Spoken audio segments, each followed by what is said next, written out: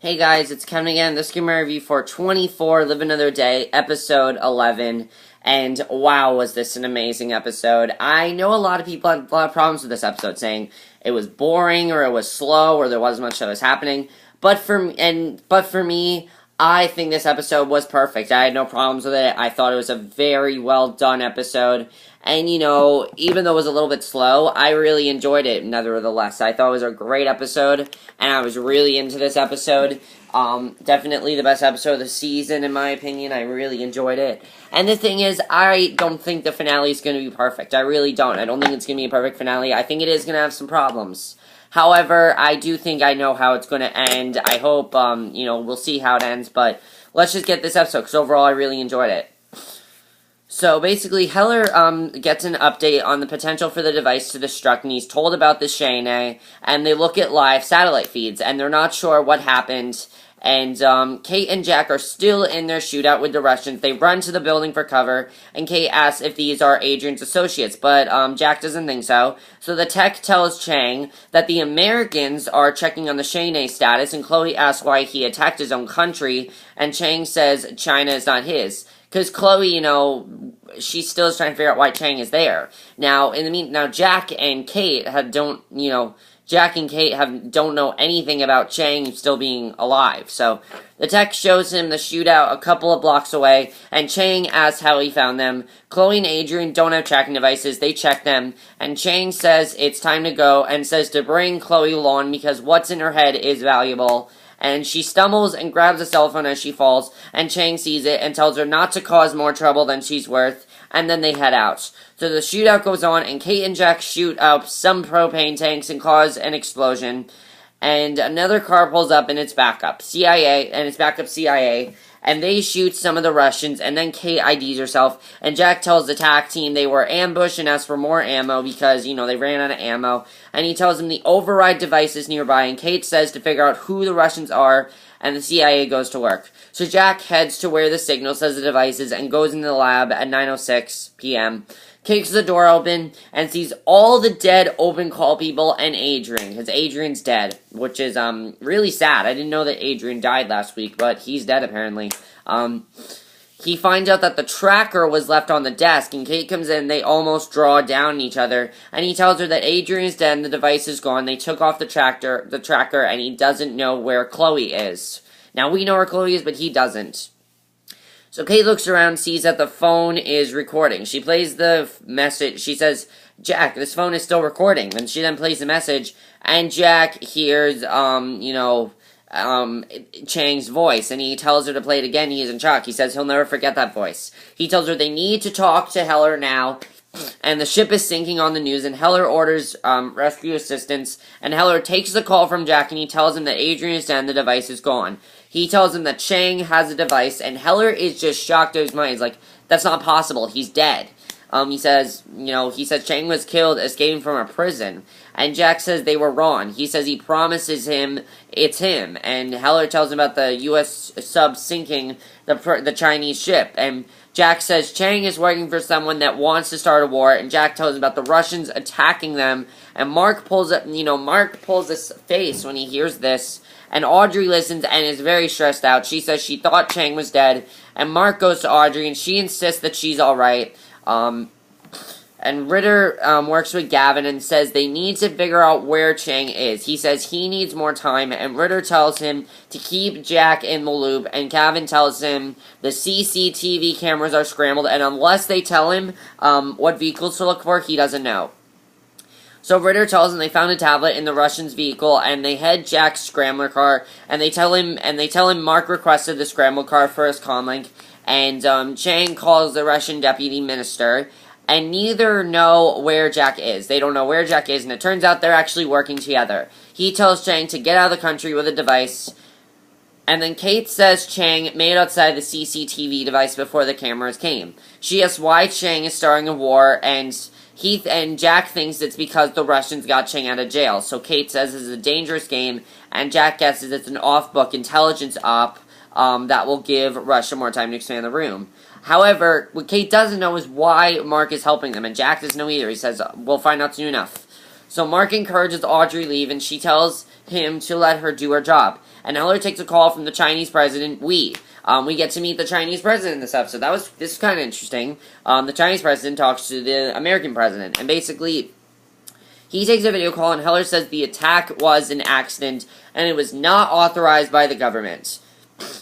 He says the sub got a fake order from someone that hacked their defense network, and he says that it was Cheng that issued the attack. And Wee says Cheng is dead, but Heller says that they have evidence that he's alive and in London. You know, everyone thought he was dead, but they have evidence that he's alive. And Heller says if they can produce Cheng and the device, would it satisfy him? And Wee says he knows they didn't like their carrier selling into those waters, and Wee says he doesn't want war, but what happens now will be on Heller's head, and that's not good. So he then ends the call and addresses his staff. He says if they can deliver Cheng and the device, they may be able to turn this around, and Heller tells Ron to give Jack all the support he needs.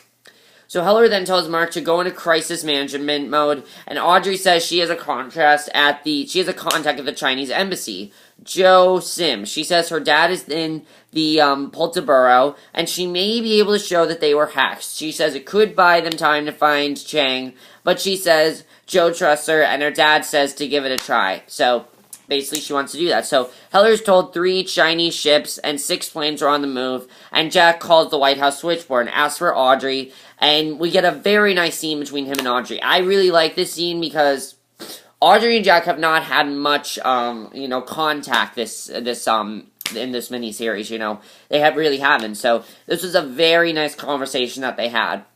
So basically, she tells him to kill Cheng, she says, do what you have to do, and then kill him. And she says she heard his call to her dad, and he says he only surfaced to try and protect her dad. He tells her he doesn't want her to hate him for the rest of her life. And she says she could never hate him and never has. And she tells him to do what has to be done, and he says he hears her. And that was a very sweet scene, because we see that she definitely still does care about him, and that's really great. So the Chinese ships are at full speed, and Heller asks what they're targeting. They think they're headed for the U.S. base at Okinawa, and the colonel says they have to be prepared to respond in force, and he says their response is insignificant, and they need to raise the nuclear flag. So Heller says he can't be the first to threaten that, and the colonel says the Chinese will stand down because they have 10-to-1 nuclear superiority. And Jack then shows up, and here's where the episode gets awesome. Like, I thought the episode was already great, but the episode even got more awesome here. Jack shows up and says he needs to talk to him and Mark in private urgently. So they head behind closed doors immediately, and Jack's kind of pissed at Mark. He pulls a gun right on Mark and tells him that the Russians were tracking him using his comlink, and that Mark gave it to him. And Jack demands he tell Heller the truth. Mark says he's sorry, and Heller says he's working for the Russians. Mark says he's not, and basically Heller says he's working for the Russians. They're kind of upset. And here's the big reveal. It turns out Mark actually was not working for the Russians. The truth is he thought Jack was a traitor and there to assassinate him. And he says they forged his signature on a rendition order and thought he was killing 2 birds with 1 stone. And he says Free Jack is a political liability, and he says he was just doing his job. So that's why he did it, because he thought Jack was going to be a traitor. And I thought that was really big when we found that out, actually. So Mark says his job is to keep his hands clean and tells Heller not to be naive. He says he had no idea that Stolnovich was working with Cheng, and Jack says he's a covert intelligence operative and says Russia benefits if Russia goes to war with the U.S., and Heller says Mark is under arrest for treason. But before he does that, Jack says no, we can still use him, and he says he knows where Stolnovich lives, and Jack says he needs Mark to set up a meeting. So Heller tells Jack to keep him posted, but doesn't want to hear another word from Mark, because he's kind of upset with Mark. He's upset with him lying to him, and he doesn't want to hear him again. He's just like, no, I don't want to hear from you again. And he says that the Russian lives in Knightsbridge. So Jack says they can plan on the way, and Gavin is working on getting the schematics for Stolnovich's house. They have no idea what his security forces are there, and they tell Jack they need the name of his alarm set up there. And Jack gives Mark a comm unit to wear in his ear and says he'll be able to hear them. He says to stand in front of the security panel so they can ID it, and Mark asks what if he doesn't go for it, and Jack says he has to. And, Mark asks what happens when bullets start flying, and Jack says to try and stay low, and he says anything he can do to slow Stolnovich down from getting to a secure area is helpful. So, I thought this was a very good plan. I was wondering how this was going to work, but Mark says he thought he was doing the best thing for Heller and his country, and he'll do what he can to try and make it right. Jack confirms the surveillance is online, and they're close. So Cheng's text says he's working to get them onto the ship, and Cheng says to let Chloe try it. She takes the opportunity to jump them, attack them with a pipe, and jump out of the truck they were heading to the port in.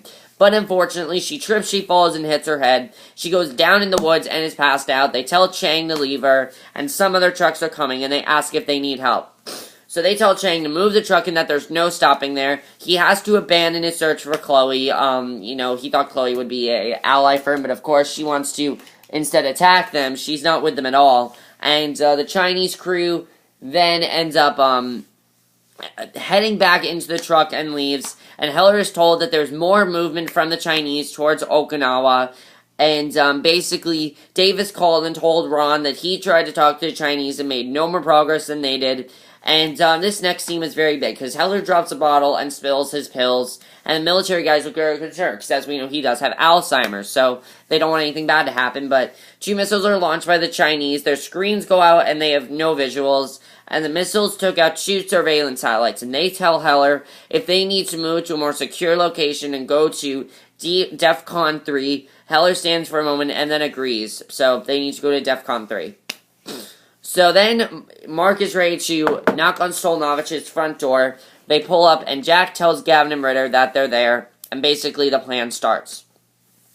So he gets out to go and give a plan, and Jack gets up front with Kate to wait and see how it goes. And Mark tells the security guy he has to see Stolnovich right away. The guy calls into the DM and tells him that he's there. He asks if he's alone. The guard says yes, and Stolnovich says to send him away. And Mark asks for the phone, and they speak. He asks Mark why he's there, and he says Heller found that if he forged the document. He says he needs asylum, he can't go to prison. And Stolnovich says, "Why? It's not my problem." He says Mark says, "I am the White House Chief of Staff, and you could be a huge asset for me." And he tells him to go to the embassy, and Mark says the embassy is being watched, and he says he'll be a hero in Moscow if he brings Mark in. He reminds him he knows a lot about American security, and Stolnovich doesn't answer, but he does open the gate and let him in. And he tells his guard to search Mark, and he does, and Kate and Jack watch all this on the camera, and Ritter confirms that they can see it all, and Mark moves closer to the security panel and stares at it, and Gavin says he got it. Gavin pulls up the specs and says he can jam the signal, but can't take it down. And Jack tells Mark to look around the security personnel, and he scans the room. Stolnovich comes down and greets him. He tells him to follow him. Mark does, and the guard goes back out front. Stolnovich and Mark go into his office. He tells Mark to sit and says if he sponsors him, he needs him to share some classified info. And Mark says to share the details of his defectation first. And he says he needs money, and Kate and Jack move into position. Gavin says if he has the wrong signal, he'll set off the alarm instead of jamming it. And Jack and Kate take their positions, and Gavin says he's ready to jam it. And Gavin jams the signal, and the gate opens. The guard goes over to check it out, and then they shoot him. And it's a lot of intense shit going down right now. The cameras go out on Stolnovich's desk. He goes out for a gun, but Mark rushes him for it. They grapple and then go right through a glass door. Jack and Kate shoot up the security staff. Jack tells Mark not to move, and Stolnovich took a shard of glass in the neck and pulls it out. His blood gushes everywhere, and Jack says, "I need a towel, come on, give me a towel." And Jack screams to tell him where Cheng is, but Stolnovich says his country is not forgotten and won't give up. And unfortunately, Stolnovich dies before Jack can get any other information from him, so that's not good, so obviously that's not a good thing. And then we get the big moments. Joe does meet up with Audrey at a park. If you remember, Audrey did say she was going to meet up with her, and we never saw her, but now we finally saw her. And she thanks her for coming and says that it's unfortunate. She explains to Joe what happened. She tells him it was Cheng, Z, and Joe says he's dead. And Audrey says they can't prove yet that he's dead. She then tells her that the device, and she says it can override most defense systems firewall, and she gives her a redacted version of the evidence about the device and says this was proof of Cheng's life. She hoped we will believe them, and Joe says it may work and agrees to take it to her father. They hug it out, and Joe leaves. Audrey thanks her, but before anything can happen, Joe is then shot, and Audrey's Secret Service people are shot. She's there alone. She looks around to see what could have been done, and Chloe wakes up in the woods and looks around, and Jack and Kate search Stolnovich's office and computer, And then the big moment, Audrey gets a call from Cheng, who tells her to sit down, and he says they have a sniper on her, and he's like, I may allow you live if you sit down. And that's how the episode ended. So, yeah, that was, I thought it was a fantastic penultimate episode to the finale, honestly. I thought it was great. I don't know why everyone has problems with that. I thought it was a great episode. I do have a couple questions, though. Now, next week is the finale, and I have a couple things I think are going to happen. Audrey, I think she's probably going to die. If they want to make this the final end, they're probably going to have to kill off a lot of characters. I think Audrey's going to die. I think Chloe's going to die. I thought Chloe was going to die all season, personally. That's what I thought. I thought Chloe was going to die all season. I think, Kate, I don't know if she's going to die. She's a new character. We'll have to see. Now, my other thing is Heller. Heller, I remember, still has Alzheimer's. In the promo, we see him, pass out. I think Heller's definitely going to die, probably. I just have this feeling he's probably going to die. Is Jack going to make it to save Audrey in time? I think Jack is going to die, because in the finale before, there were two options. Either he rides in the sunset or he's going to die. And that's not really the same thing here. This is more of he just needs to protect his country and do what he thinks is right. So we'll have to see what, we'll have to see what happens, next. But basically, that was it for my review. Hope you guys enjoyed it, and I'll see you guys in my next review, which will be for Teen Wolf. So see you guys for that. Okay, bye.